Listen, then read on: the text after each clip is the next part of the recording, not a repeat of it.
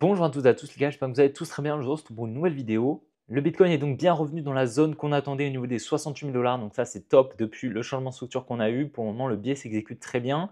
Donc on ira voir une accumulation qui a pris place à l'intérieur. C'est plutôt intéressant. Alors est-ce qu'on va venir récupérer les 63 000 ou non? Ça on le verra probablement dans la semaine. Dans tous les cas pour le moment je m'attends à un petit mouvement aussi à court terme. Je vais t'expliquer la prochaine zone que j'attends. Et donc, je m'attends à un potentiel mouvement qui devra avoir lieu ce soir. Dans cette vidéo, on ira voir le Bitcoin, on ira voir le Solana, l'Ethereum, le Tao. On ira également voir le ANKR qui continue d'exécuter l'order flow. Et puis, on finira par le DYDX. Ça fait énormément de temps qu'on n'est pas allé le voir. Est-ce que c'est intéressant de se positionner sur le DYDX ou non? On ira voir ça en fin de vidéo. Donc, n'hésite vraiment pas à rester jusqu'à la fin de cette vidéo pour bien prendre connaissance de toutes les cryptos que je vais t'analyser. J'espère vraiment dans tous les cas que la vidéo te plaira. Si c'est le cas, n'hésite vraiment pas à la liker et à t'abonner si ce n'est pas déjà fait. N'oublie pas de me rejoindre sur mes autres réseaux qui sont directement en description.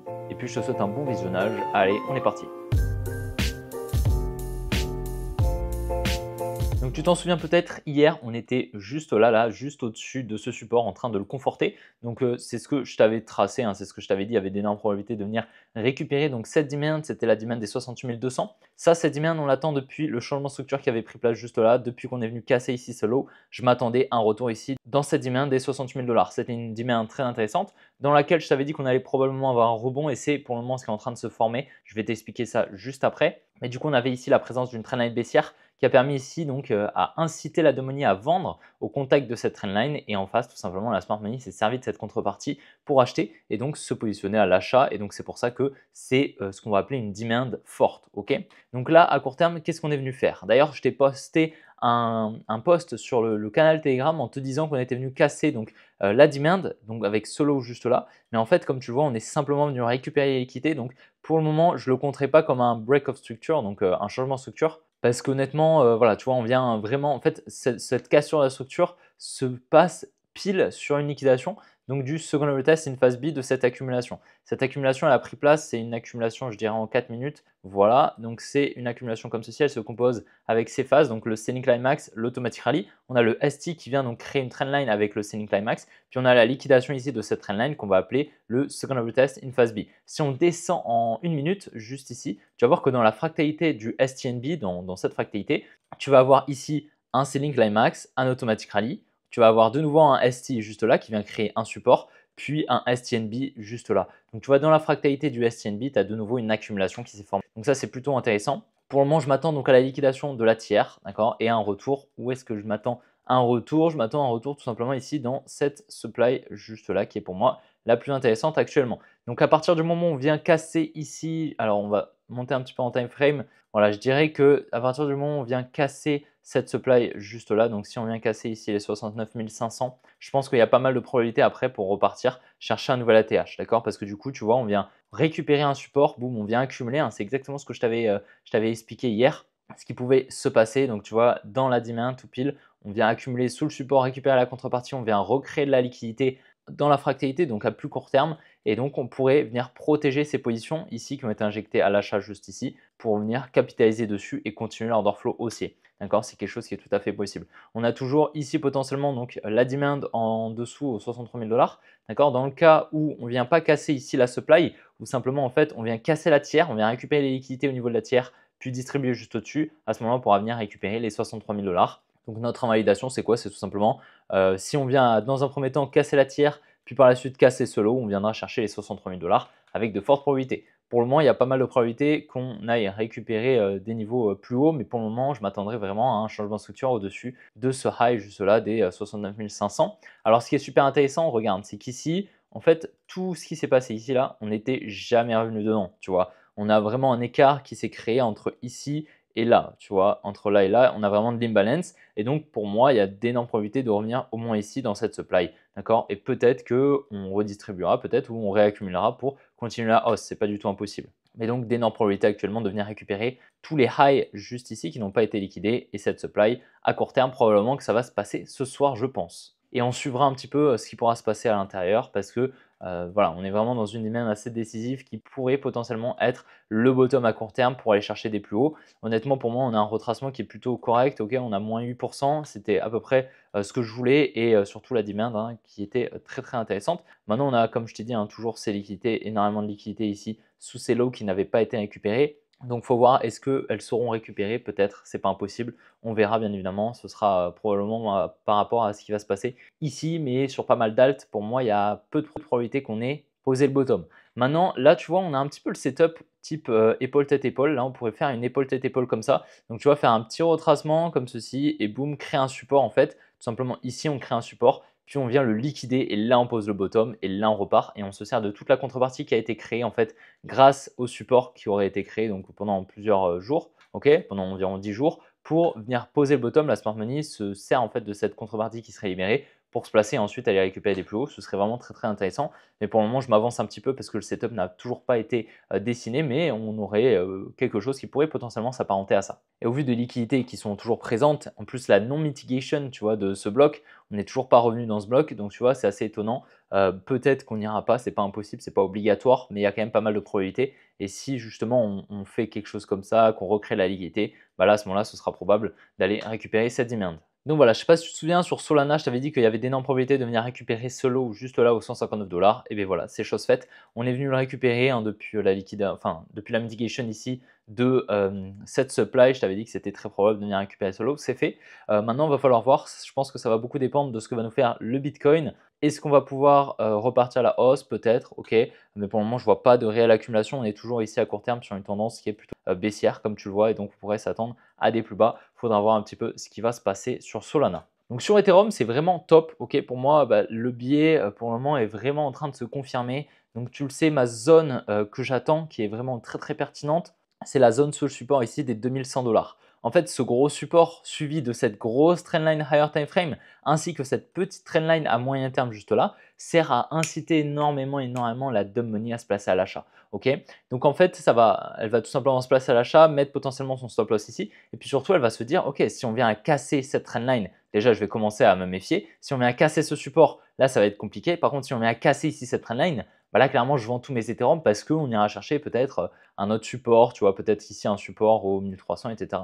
Et du coup, elle va forcément émettre des ordres en vente juste là, en plus des stop loss qui sont déjà placés parce que ici, elle se place en masse ici à l'achat et donc elle met son stop loss par ici. Et donc ici, on a ce qu'on va appeler une grosse liquidity pool, une piscine de liquidité d'ordre en vente. Et donc ça pourrait servir tout simplement à la smart money d'acheter. Elle va tout simplement racheter tous ces ordres, en fait, ce qui va lui permettre de ne pas faire décaler le prix, de se positionner sans faire décaler le prix de l'actif et donc d'avoir un prix moyen en fait dans cette zone de liquidité. Ok, c'est vraiment ça ce que la smart money va rechercher. Et pour moi, actuellement, le setup est magnifique. En fait, comme tu le vois, regarde, on fait énormément de touches. On vient conforter massivement, tu vois, toutes les flèches. C'est à chaque fois, on vient conforter cette trendline. Donc, on vient faire des retests. Donc, c'est vraiment extrêmement confluent parce qu'en fait, ça conforte la dumb money dans son biais que cette trendline va être protégée. D'accord? Là, on a eu une accumulation pour venir justement protéger, enfin, je veux dire, pour venir conforter cette trendline. Donc, c'est très intéressant, d'accord? Mais c'est une petite accumulation, c'est pas une très grosse accumulation. Il faut se dire que plus l'accumulation, plus la manipulation va être longue, plus elle va libérer beaucoup d'ordres, plus donc la smart money pourrait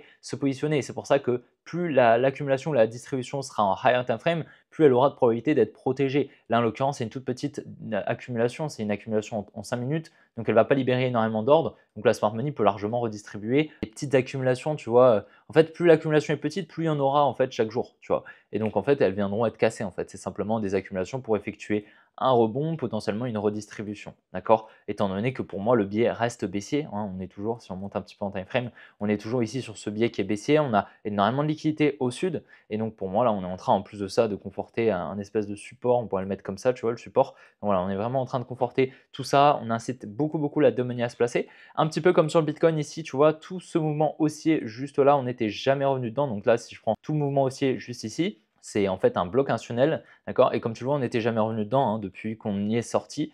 On n'est toujours pas revenu dedans. On a de l'imbalance juste là. Il faudrait que je monte un petit peu en time frame. Voilà. Là, tu la vois bien. En fait, entre ce low et tout ce qui s'est passé ici, on n'est jamais revenu dedans. Donc pour moi, la liquidation ici de la tiers au niveau des 2460 est extrêmement pertinente. On devrait y retourner et on pourrait potentiellement avoir un retournement qui pourrait prendre place juste là dans cette supply des 2500 environ. D'accord? pour moi, il y a de fortes probabilités quand même d'effectuer une redistribution au vu du setup higher time frame qui est pour le moment plutôt baissier. Ok.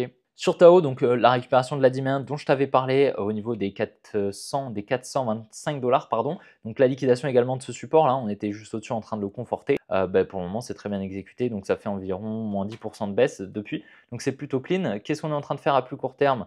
On va regarder, hein, mais pour le moment, il n'y a pas forcément une très belle accumulation en cours. Alors on pourrait avoir une accumulation avec un Sync Climax Automatically, un ST et un STNB, mais tu vois, voilà, c'est une accumulation peut-être en 5 minutes. Pas belle, d'accord, elle n'est pas belle du tout, tu vois, elle est vraiment descendante. Alors que moi, ce que j'aime, c'est les accumulations latérales, comme ça où on vient range sur un seul niveau. Et là, c'est des accumulations qui vont être très pertinentes en fait pour intervenir sur le marché. En l'occurrence ici, on est dans un des order blocks qui va être pertinent. Le prochain order block qui sera pertinent, ce sera probablement celui-ci au niveau des 325 $. D'accord, donc il faudra surveiller un petit peu, hein, on n'est pas si loin finalement, on n'est qu'à moins 20%. Donc depuis le top, tu vois, on est ici à moins 35. Donc on est à plus de la moitié du chemin. Donc finalement, c'est toujours possible. C'était une demand, hein, qu'on avait repérée. Celle-ci est pour moi par contre pas très pertinente, hein. Celle-ci, à mon avis, si on vient à casser ici solo, donc si on casse la demand, à mon avis, celle-ci, on va même pas s'y arrêter. D'accord, on viendra directement chercher ici les 330 $ sur le Tao. Maintenant, pour moi, il y a pas mal de probabilités ici, hein, qu'on ait un rebond dans cette demand, hein. Enfin, c'est un order block, il va falloir effectuer la mitigation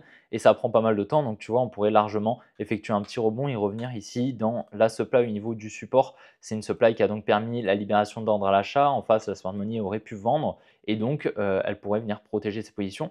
Donc, cette supply, c'est la supply des 466 $ et donc on pourrait potentiellement y revenir. C'est pas du tout impossible. Sur NKR, donc depuis la liquidation ici de cette résistance, le retour ici dans la supply, donc la mitigation ici de cette supply, hein, que je t'avais partagé juste ici avec une distribution fractale qui avait pris place juste là. Donc tu vois, l'order flow baissier qu'on avait eu est en train de s'exécuter. On est ici à moins 22% depuis donc l'analyse que j'avais eue. Donc c'est une très belle analyse pour le coup. Je l'avais tradé. Alors je m'étais fait sortir avec ce gros mouvement de volatilité là, tu vois. Je m'étais fait sortir à break-even, c'est-à-dire que j'avais pas de perte, pas de gain, tout simplement parce que j'avais déplacé mon stop loss qui de base était ici, je l'avais déplacé à break-even. Donc par la suite, on est venu exécuter le biais malheureusement, mais c'est pas très grave. Le principal est que je n'ai pas encaissé de perte. Ici, pour moi, il y a d'énormes probabilités de venir récupérer ici cette trendline. On est en train de la conforter ici. On conforte en plus de ça un support juste là. Donc ça incite énormément la money à se placer. On va venir liquider tout ça, tout simplement. Sur DXY, donc est-ce que le DXY est pertinent à acheter? Ok, donc c'est une question qu'on me pose parfois. Ici, déjà, si on regarde, est-ce que l'order flow est haussier? Non, l'order flow est baissier, d'accord? Tu vois, on est en train d'effectuer des bas de plus en plus bas, des highs de plus en plus bas. Donc ça, pour le coup, c'est baissier. Si on descend un petit peu en time frame, qu'est-ce qu'on est venu faire? Ici, on est venu ce qu'on va appeler effectuer une redistribution. Ici, on a accumulé juste là en créant une trendline juste ici. On avait un selling climax, un automatic rally, un ST, un deuxième ST ici, et puis un STNB. On vient ici liquider la trendline.